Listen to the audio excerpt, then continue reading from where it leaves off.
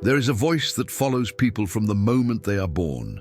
It whispers quietly, though sometimes it screams. It says, "You are not enough." The words are rarely spoken directly. They hide in advertisements. They hide in the comparisons of school and work. They hide in the polished images of other people's lives. And slowly, like water carving stone, this message sinks deep. People begin to believe that something is wrong with them, that their life is an endless repair project. That only once they are thinner, stronger, smarter, richer, calmer, then they will finally deserve love. Then they will finally be whole. But here lies the quiet tragedy. The more they try to fix themselves, the more broken they feel. Because the attempt to fix is itself a confession of inadequacy. The moment one says, "I must improve," they are already declaring war on who they are. This is the trap. A culture that thrives on insecurity cannot allow its people to feel complete. Because a complete human being cannot be sold another solution. And so the cycle continues, year after year, book after book, method after method, always returning to the same quiet fear: I am not enough. But what if this entire structure is a lie? What if the truth is the exact opposite? That a human being in their most ordinary state is already whole, already worthy, already enough. This story is not about self-improvement. It is about self-remembrance, about peeling away the illusions that were placed upon us, about discovering that nothing was missing to begin with. And so, before we step into this exploration, one invitation is offered. Take a breath, set down the endless project of fixing, and for the span of this hour, allow the possibility that you, as you are in this very moment, are already complete. If this message speaks to something buried within, consider subscribing. Not to learn how to become someone else, but to be reminded of the truth you already carry, the invention of inadequacy. Human history is full of stories, and among the most powerful stories ever told is this one: you are not enough. This narrative did not arise by accident. It was crafted, polished, and repeated until it became invisible. Religions have used it to create followers. Corporations have used it to create consumers. Parents and teachers, themselves wounded by it, unknowingly pass it on to their children. From the earliest years, a child learns comparison. One child is praised for being faster, another is scolded for being slower. The message is absorbed. Worth is conditional. Love must be earned. Acceptance is fragile. This conditioning plants the seed of inadequacy, a seed that grows quietly in the background of every choice. It whispers, "Do more, be better, try harder." And the tragedy is that the seed is never questioned, because when everyone around is watering the same tree, it begins to look like truth. But truth is something different. Truth is not given by culture. Truth is discovered in silence, and in silence, something else can be heard. One begins to notice that beneath the layers of comparison, there is a simple presence, a life beating quietly, asking for nothing, a life that was whole before it was ever measured. This is the forgotten self. Not the self built by achievement or decorated by approval, but the self that simply is, the self that does not need fixing. Yet, because the story of inadequacy is profitable, society continues to feed it. Every advertisement is a reminder that something is missing. Every product is a promise to fill the gap, and every new promise leaves the gap wider than before. The invention of inadequacy is the engine of a restless culture. And unless it is seen clearly, it will continue to own the human mind. But once it is seen, a doorway opens. The doorway to remembering that what one is looking for has been here all along. The prison of self-improvement. In the modern age, self-improvement has become a religion. Books line the shelves promising transformation. Courses promise breakthroughs.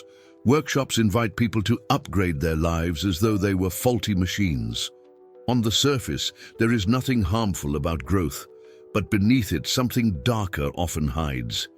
Because growth is frequently driven not by love, but by rejection. A person begins to meditate, not to experience presence, but to escape the chaos of their mind.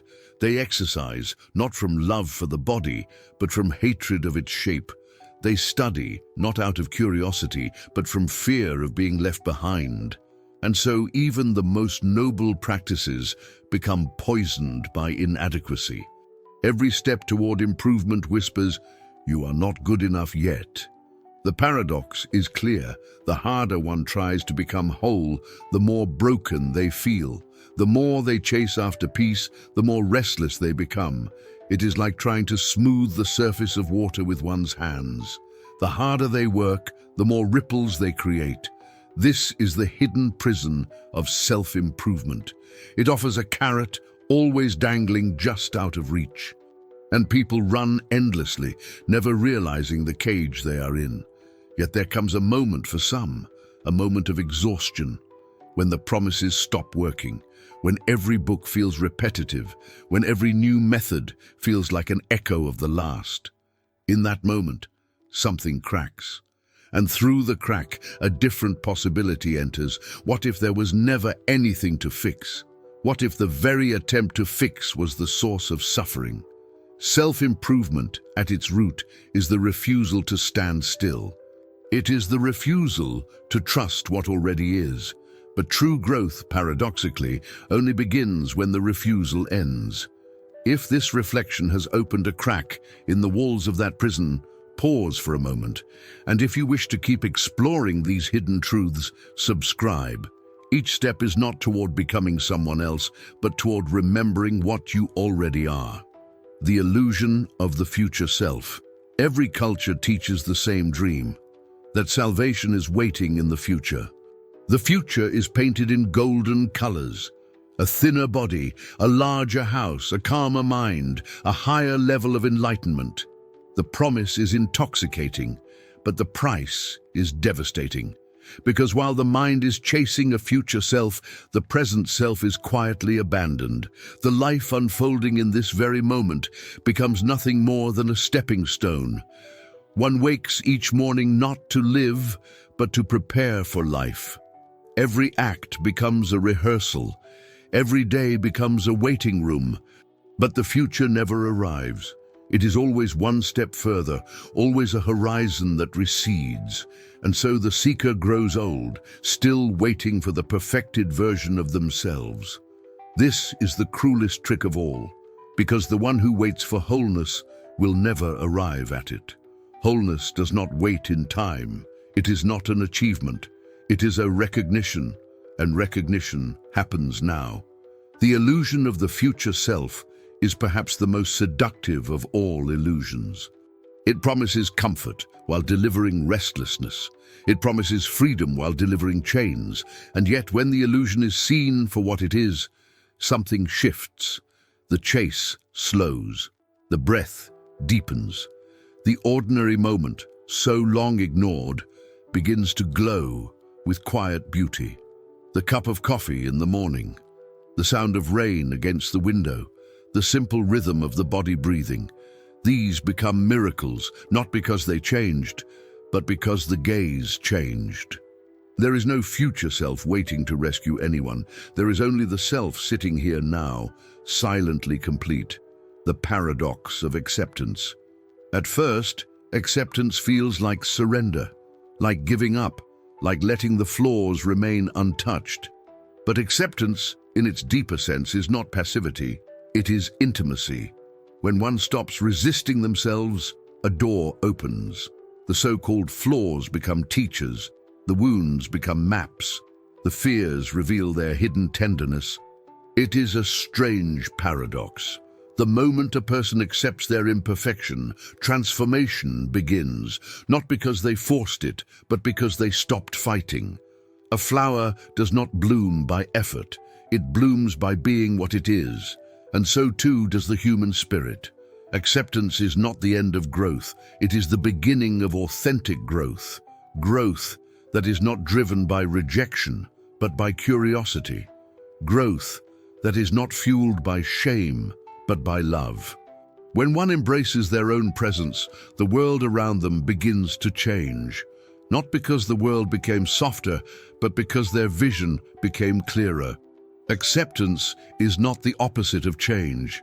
It is the soil in which real change takes root. Without it, every attempt is brittle. With it, life flows effortlessly toward its natural unfolding. If this paradox speaks to something in you, let your presence be felt. Leave a simple comment. I am enough. Not for the algorithm, but as a declaration, a reminder to yourself and to others who need to see it. Resting in presence.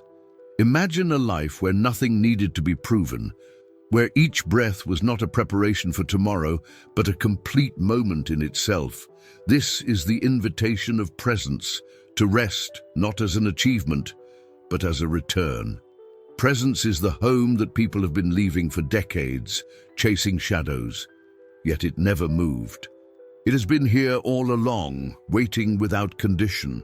Resting in presence means releasing the performance. No more auditions for approval, no more rehearsals for acceptance, no more disguises to hide the raw truth of being. It is simply this: the quiet realization that nothing needs to be added and nothing needs to be taken away. In presence, even the storms of life lose their terror. Pain may still come. Loss may still arrive. But beneath it all, there remains a still ground that is untouched. It is here, in this ground of presence, that true peace is found. Not peace as a temporary relief, but peace as a foundation. And in that foundation, the human being is revealed not as a project to be completed, but as a mystery to be lived. Remembering wholeness. The story of inadequacy has been told for centuries. It is loud, it is persuasive, and it has shaped the lives of billions. But there is another story, a quieter one. It does not shout. It waits patiently, hidden beneath the noise. It says, "You are already enough."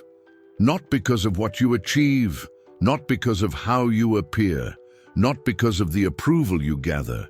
You are enough simply because you exist, because the beating of your heart is already a miracle, because the breath moving through your lungs is already a gift. This truth does not demand that you stop growing. It only invites you to grow from a place of love, not from a place of shame.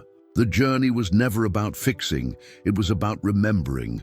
And when remembering happens, something extraordinary unfolds. The endless race slows, the heavy burden lightens, and the ordinary life, once dismissed, begins to shine with quiet wonder.